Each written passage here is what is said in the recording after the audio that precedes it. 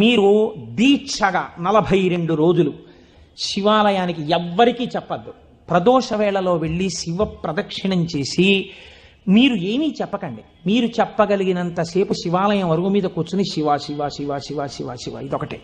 ఒక 42 రోజులు ఈ దరిద్రాన్ని, మీ కష్టాల్ని అనుభవించి చూడండి అన్నాడు. మీరు నమ్ముతారా?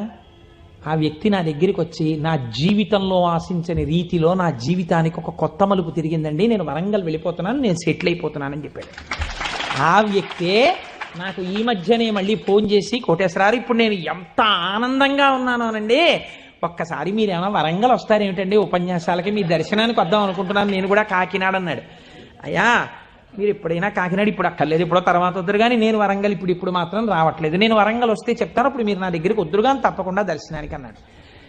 కళ్యాణి అందులో అంటారే, ఏతి జీవంతిమానందో నరం వర్ష శతాదపి అంటుంది సుందరకాండ.